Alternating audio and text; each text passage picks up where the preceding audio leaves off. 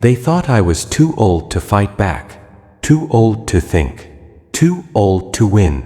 That day, in front of the whole neighborhood, my own son called me useless. He didn't know I was already planning the kind of payback people would still be talking about years later. I'll never forget the way the air felt that afternoon. Heavy, humid, and thick with judgmental whispers. I was sitting on my front porch, sipping my coffee from the same chipped mug I'd been using for 20 years, when Derek, my oldest boy, came stomping across my lawn. Now, I say boy, but Derek's 53 years old. Still, to me, he'll always be the kid who needed my help tying his shoes. But that day, he didn't look like a son. He looked like an enemy. "Dad, we need to talk," he barked, loud enough for the neighbors to poke their heads out. I stayed seated. "Then talk. You've got a mouth. Use it," he sneered. "You can't keep living here alone. You're not capable anymore." Capable. That word cut deeper than he knew. Before I could answer, he went on, louder now. "We're selling the house. Mom's gone, you don't need it. I've already talked to a realtor." Just like that. Like it was his house. Like I was just a tenant who'd overstayed his welcome. Tell me something. If your own kid tried to kick you out of the home you built with your bare hands, what would you do? Because me, I wasn't going down without a fight. I stood up slowly, not because I'm weak, but because I wanted him to think I was. Let him underestimate me. That's the first rule of winning a war. Let them think they've already won. "You think you're in charge here, Derek?" I asked quietly. "I know I am," he smirked. "You're old, Dad. You can't handle the bills, the repairs, hell, even the stairs. I'm doing you a favor." That's when his wife, Sandra, a woman whose smile could curdle milk, stepped out from behind him. She had a folded stack of papers in her hand and a look that screamed checkmate. "Just sign the paperwork, George," she said sweetly. "We'll make sure you're comfortable. We've already picked out a nice assisted living place." I didn't sign. I laughed. Not a happy laugh, a slow, low laugh that made Derek's smirk falter. Because what he didn't know, what neither of them knew, was that I already had a plan. A plan that would make this little power grab look like child's play. I just needed them to push me a little further. And oh, they would. The day after Derek tried to bulldoze me off my own porch, the vultures circled back. Only this time, they didn't come alone.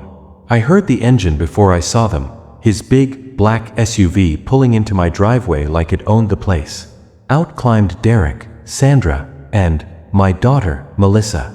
Melissa, my baby girl. The one I thought would never turn on me. She avoided my eyes as she walked up the porch steps. "Dad, we just want what's best for you." That was when I knew she'd taken sides. Because what's best for you never means what's best for you. It means what's best for us, and too bad if it ruins your life. Derek wasted no time. He slapped a glossy brochure on my porch table, pictures of some fancy senior living facility. It had smiling staff and clean white hallways. To me, it looked like a hotel for people waiting to die. Sandra started reading from the paperwork. "The realtor thinks we can get $750 for the house.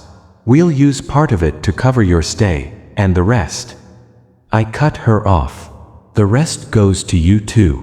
Don't act like I don't know." Melissa flinched. Derek didn't. "That's not fair, Dad. We've been helping you for years." I slammed my coffee mug down hard enough to make it jump. "You've been helping yourself to my money and patience. Don't you dare stand here and pretend this is about love." They didn't like that. Sandra's face went tight, her voice sugar-coated but sharp.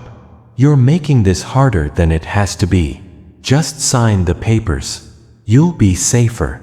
You'll be taken care of." The last time I heard someone use that tone, it was a car salesman trying to sell me a lemon. And then, as if the universe wanted to twist the knife, my neighbor, Pete, wandered over from across the street. He had his dog with him and a smug little smirk. "Heard you're finally moving out, George," he said loud enough for the whole block to hear. Guess it's about time. That was the final straw. Not because of what Pete said, but because Derek laughed. Right then, I knew this wasn't just a family dispute. This was a public humiliation. And they were enjoying it. I looked at Derek, then at Melissa, then at Sandra. You think I'm weak. You think because I'm 78, I'm some harmless old man. But you're going to learn something real soon. I stepped closer, my voice low enough they had to lean in to hear it. Old age doesn't make you harmless. It makes you patient. And patience is the most dangerous weapon I have. They left that day thinking they'd won.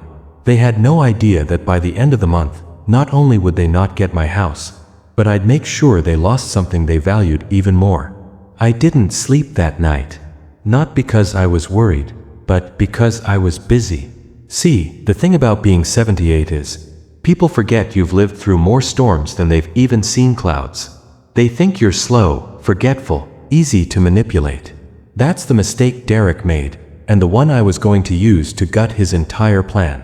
I started with a yellow legal pad and my old Parker pen. On the top, I wrote, "Plan to destroy Derek's scheme." Underneath, 3 bullet points. 1. Gather allies. 2. Find leverage. 3.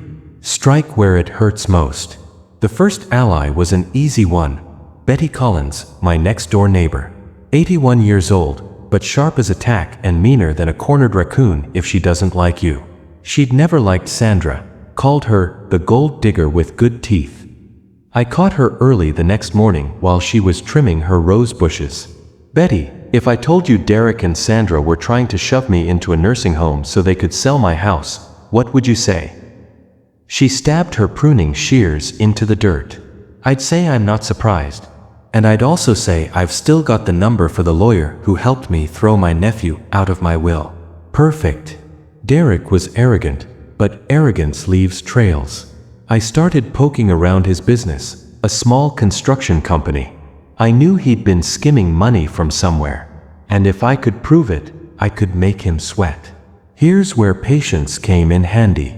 I went down to the county records office, a place where time moves slower than molasses, and I dug. Permits, inspections, complaints, and there it was. 2 unpaid fines for code violations. Not huge, but enough to show he cut corners. And if there's one thing clients and banks hate, it's a man who cuts corners. Step 3. Strike where it hurts most. Now this part. This is where the smile came to my face. Because I knew exactly what Derek valued even more than my house, his reputation. If the neighbors started talking, not just about him trying to steal from his father, but about his shady business, his phone would stop ringing. And in construction, no calls means no cash. If you had dirt on someone trying to ruin you, would you go public with it? Or keep it hidden until the perfect moment?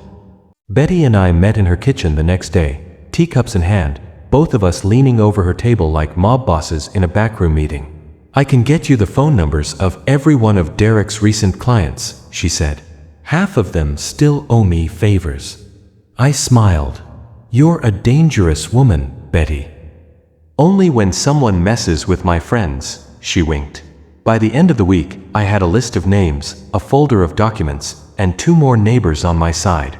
And still, Derek thought I was sitting at home in my recliner, watching daytime TV. That's the beauty of being underestimated. They never see you coming until it's too late.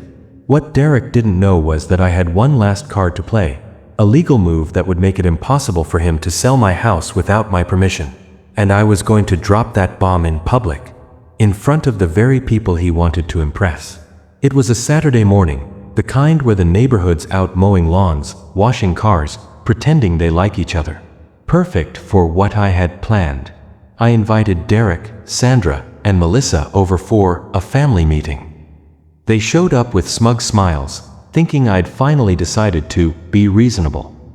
The meeting wasn't in my house. It was in my front yard. And every one of my neighbors was there.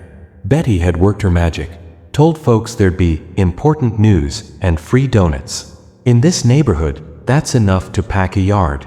I stood by the porch steps, legal pad in hand. My heart wasn't racing. I was calm, because this wasn't a fight anymore. It was an execution. Derek stepped forward first. "So, you're ready to sign?" I let the silence stretch until it got uncomfortable. Then I said, loud enough for everyone to hear, "Oh, I'll be signing something today, all right? Just not what you think." The first strike, the deed trap. I pulled a document from my folder and held it up. "This, ladies and gentlemen, is called a transfer on death deed. Means when I die, this house goes exactly where I say. And right now, it's not going to Derek, or Melissa, or anyone standing here who thinks they can bully me into leaving." The gasps were delicious. Derek's face went red. "You can't just—" "Oh, I can," I said, cutting him off. "And I already did. Recorded it at the county office 3 days ago." The second strike, the business bomb. Before he could regroup, I dropped the second folder on the porch railing. "Also, since you're such a pillar of the community, Derek, I thought folks should know about these unpaid code violation fines. 2 of them. From jobs you cut corners on. Real safe for your clients, huh?" A murmur rolled through the crowd. Betty, bless her soul, piped up, "One of those jobs was my niece's roof. Leaked for months." Derek stammered, looking around for an escape. But I wasn't done. The third strike, the client whisper. I leaned in just enough for him to hear. "By the way, half your recent clients. They'll be getting calls this week about your workmanship." His smirk was gone. His jaw tightened. And for the first time in years, I saw fear in his eyes. Sandra stepped forward, voice sharp. "You're ruining your own family." I turned to the crowd and said, "No. I'm protecting myself from my family. And if you ever wonder why an old man has to go to these lengths, just look at the greed standing right in front of you." That landed like a hammer. By the time the meeting was over, Derek and Sandra stormed off, Melissa trailing behind, avoiding my gaze. The neighbors? They stayed. They shook my hand. They took donuts. And they knew exactly who the real victim had been. That was just round 1. Because revenge isn't about one public humiliation, it's about making sure they can't recover.